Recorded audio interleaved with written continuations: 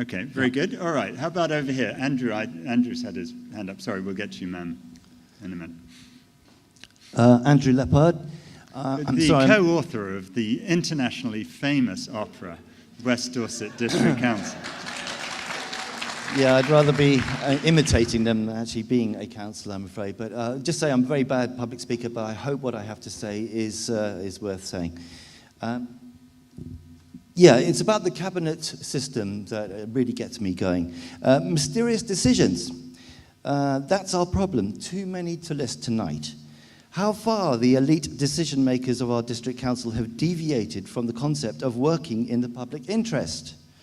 There are many good, hard-working councillors, but unfortunately, the current system succeeds in completely stifling their voices and influence.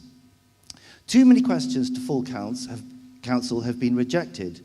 Petitions signed by thousands of Bridport residents have been refused.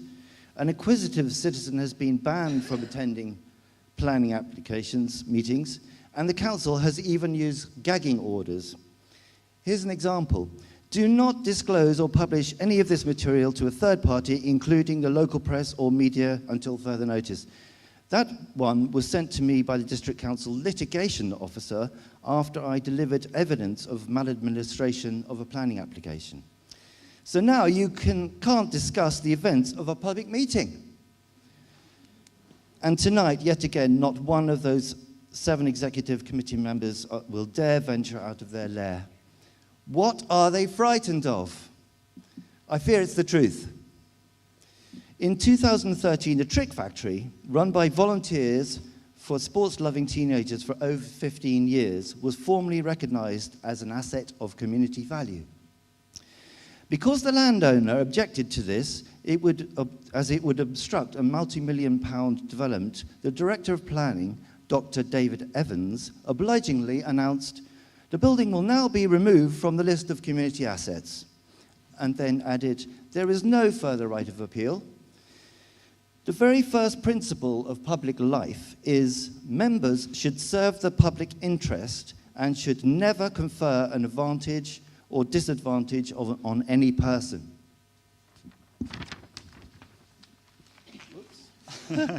You're destroying our posters there, Andrew. Vandalism again. Our district council is ambitious, selling off our car parks, bus terminals, public toilets, moving churches, and now even proposes to demolish St Mary's Primary School. Why? For more housing, of course. In times of austerity and cuts, our council builds itself massive new offices in central Dorchester. This was prime land that they conveniently valued at zero worth and then gifted it to the developer, followed by £2 million handout of public cash. You pay for this, but you can't find out what's going on. The current head of the executive committee and the leader of the district council, Mr. Alford, has said, "Negotiations with developers should be confidential and are not for public knowledge." Financial viability is a difficult concept to communicate with the public. Yes, apparently these private deals have nothing to do with us, nor with the 50 or so other councillors. So the third and fourth principles of public life are accountability and openness. There's no accountability, no openness, and no integrity. So I say we must demand an end to the closed and archaic cabinet system. Okay. Now, can I just briefly, could I just put a question to Mr. Letwin, very specially, as there's nobody else from the Conservative part of the council available. Do you mind having a question put to you? Go ahead. I put it to you that the public's mistrust of our district council is now seriously deteriorating. What would you do to make the Conservative-led council more democratic and accountable?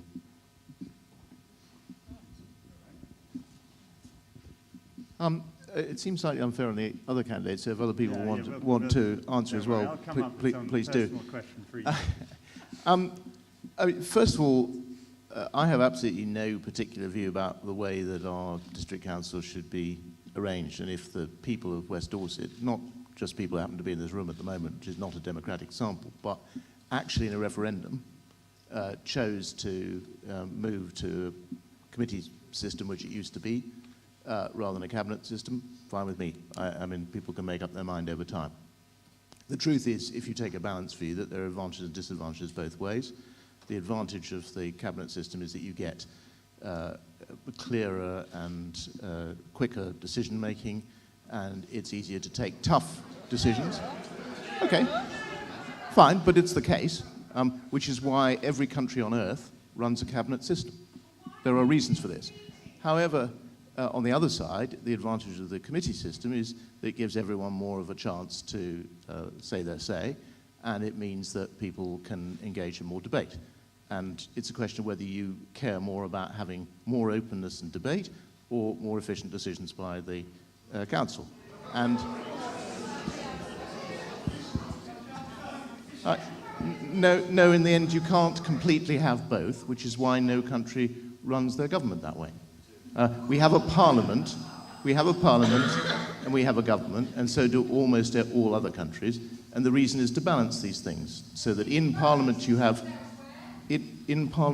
debates, and in government you have decision making. And that's the way the cabinet system works, and it has its advantages and disadvantages. I say I have no particular view which of those is the greater, and I don't think I ought to, in the sense my main point is I don't think the central government ought to be deciding this for people. I think it's perfectly right that if people have a very strong view about it, if they mount the petition and they get a referendum and they make the change, that's fine with me. Incidentally, just while we're at it, I take exactly the same view of unitary versus the district council arrangement, district council and county council arrangement. Wiltshire shows that it's perfectly possible to have, I thought what the gentleman said was roughly right, a very effective unitary. I think actually it's also perfectly possible to have a very effective county and district and borough system. And again, there are pros and cons if people are careful and actually balanced about this. The truth is that as if you have a unitary, it is somewhat further from the people because it's one thing a long way away for some people, but it has the advantage of savings of the kinds that were described, and I agree that you can overcome some of the democratic deficit by having area teams and so on. You could, of course, do that also with the existing county. Just one last thing, if I may. I warn you, and Ross already knows this, that I bring elastic bands. That's fine. That's fine. But I was asked a question, I'm trying to answer it. And my view is that, again, that is something which the people of Dorset as a whole ought to choose about. And I do bring to your attention, it is not a decision which can be made just in West Dorset. It's a decision that has to be made right across the rural county of Dorset, and there may be very differing views in different places. So, all right, good. We'll add. Just wanted to briefly respond that, Oliver, we've spoken about this before, actually, and you always do this, you evade a question. The thing is, the district council have got a very bad reputation. And I just think the person that you are, in the position that you are, you could actually say that it's possible to do something about that. Well, look, okay, and Andrew, let's move on. Before we do move on, though, I just want to point out to you, Andrew's always banging on about how he can't do public speaking. It's total bullshit, and Andrew, I mean, I think we can agree on that. Come back over here. What I meant was that you were speaking extremely well, and stop giving me this shit about not being able to talk publicly. Well, yes. My name is Linda Poulsen. I'm a resident of Dorchester, a long-term resident of Dorchester. And with reference to the last speaker and the speaker's question, if I put my specs on, I want to quote to you, if I may. Something that Mr. Letwin wrote in the Sherborne Times in October 2012, Mr. Letwin. You wrote, at an enormously helpful meeting between the District Council, the Town Council, that's Sherborne, and the CPRE, it became clear that the District Council was listening very carefully to what people in and around Sherborne had to say about the draft plan. And I now look forward confidently to a revised local plan, which I think will contain a very different and a very much more appropriate scale of development on that particular site. Now, given the problems which I know that people in Bridport have faced, you may be interested to know that we in Dorchester have faced similar problems.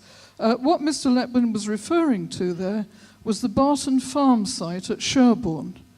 And you may be aware that back in the 2006 allocation plan, there was actually an allocation of land there for development.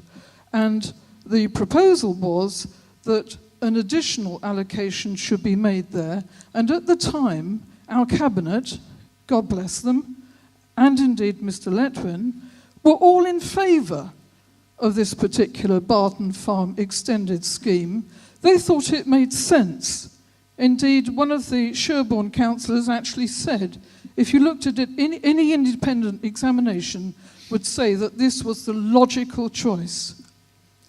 And I'd like to draw your attention to the fact that the professional planners at West Dorset District Council have been investigating potential sites for West Dorset's draft plan for months and months and months. They had investigated sites throughout the West Dorset area. Barton Farm, the extended site, was the logical site. And therefore, Mr. Letwin and the council leader were rather taken aback when they discovered that actually Sherborne people didn't agree with them. They had to backtrack at a rate of knots, and boy, did they backtrack.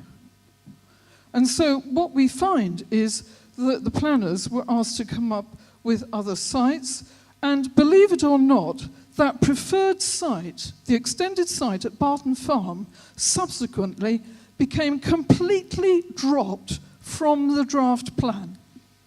No further discussion about it.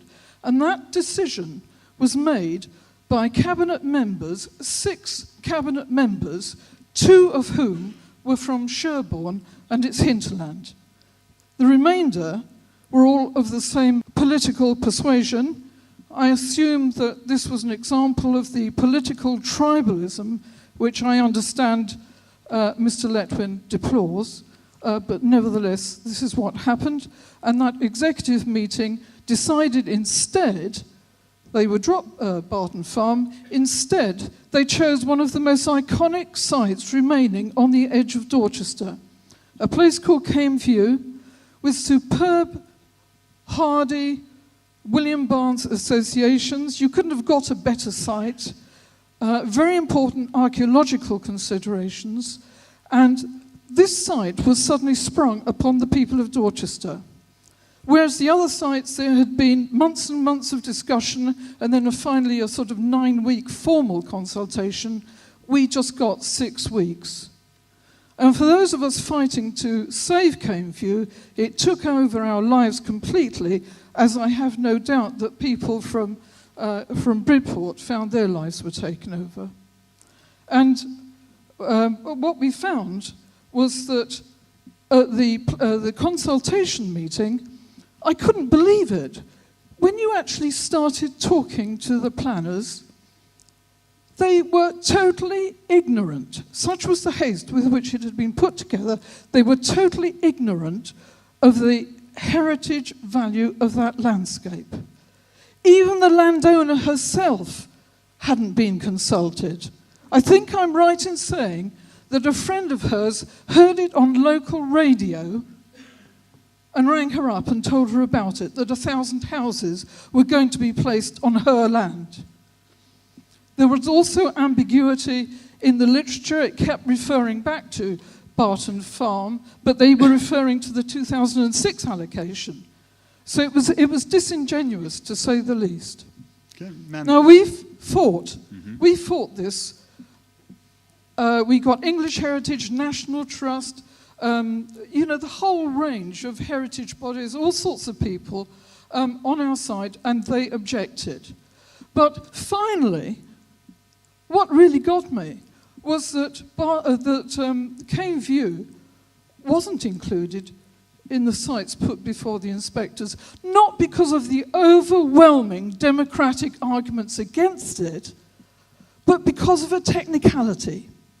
It was a technicality to do with a heritage assessment of the site. And it was on that basis that Cane View was withdrawn. And we know that when the draft plan is due for revision, I think 2021, something like that, if we've got the same clique in power, then this iconic landscape on the edge of Dorchester, once again, will be vulnerable and subject to the political ambition, the cynicism of some of our political leaders. So I would say, in conclusion, Mr. Letwin, I'm sorry, I'm not going to look for you to you for a solution. Sir, I think you are part of the problem. You are just as much involved in this cabinet and the way it functions as anybody else. Well, can I ask you, what,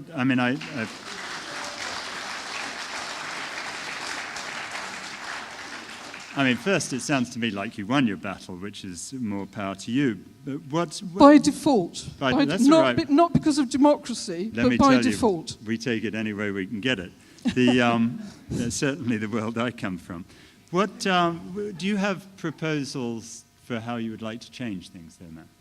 Yes, I would like people in this meeting to sign the petition that John was referring to earlier, so that we can have a thorough examination of the system of local government, that to perhaps look very closely at the way the cabinet system operates and move forward from there. Okay.